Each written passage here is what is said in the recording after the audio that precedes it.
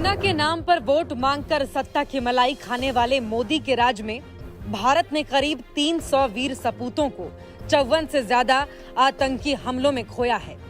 चुनावी मंच से सेना के नाम पर वोट मांगने वाले पंत प्रधान के 9 सालों में देश में 54 से ज्यादा आतंकी हमले हुए हैं, जिसमें देश ने अपने 300 से ज्यादा वीर जवानों को खो दिया। लेकिन जिस शख्स को आपने प्रधानमंत्री चुना था, उसे सैनिकों की शहादत से कोई फर्क नहीं पड़ता। वो तो फिल्म की शूटिंग पार्टियों में मस्त रहता है। हाँ, लेकिन वोट के लिए निर्लज्जता से इन मुद्दों को हर एक मंच से भुनाना नहीं भूलता।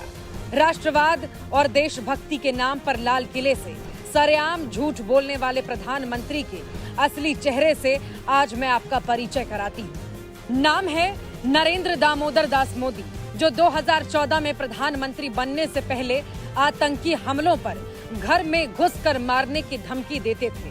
56 इंच का सीना और लाल आंख दिखाकर डराने की बात करते थे। लेकिन प्रधानमंत्री बनने के बाद जब जब देश पर आतंकी हमले हुए, इनकी घिघी बंध जाती है। दुश्मन का नाम सुनते ही इनका सीना सिकुड़ जाता है।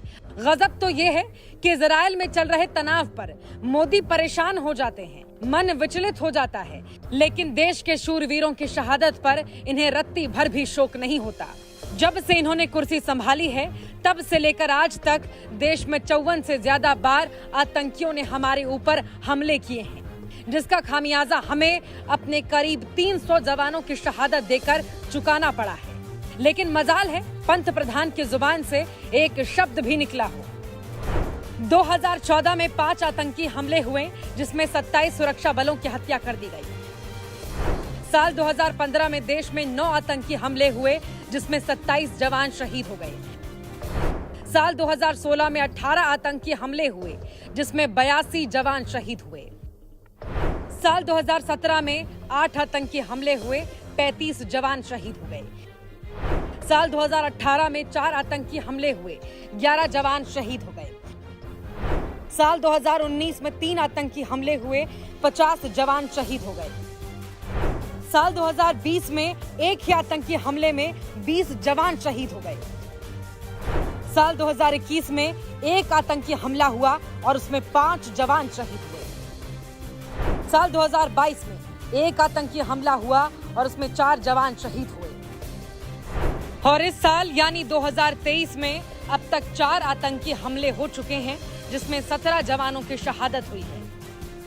लेकिन प्रधानमंत्री ने इन शूरवीरों को श्रद्धांजलि तक देना जरूरी नहीं समझा, एक ट्वीट तक करना जरूरी नहीं समझा। बेशर्मी इतनी कि जिस वक्त एक पिता अपने जिगर के टुकड़े को आखिरी विदाई दे रहा था, साहब दिल्ली में बड़ी ही बेहयाई से जश्न मना रहे थे। जब एक माँ का कलेजा चीख चीख कर अपने बेटे का नाम पुकार रहा था, तब देश का प्रधानमंत्री पार्टी ऑफिस में अपने ऊपर फूलों की बारिश करा रहा था। इतना लापरवाह और इतना लज्जाहीन प्रधानमंत्री देश ने पहले कभी नहीं देखा है। सेना के साथ इस अन्याय और अपमान का हिसाब जनता आपको कुर्सी से उतार कर करेगी। जुड़ेगा भारत, जीतेगा इंडिया।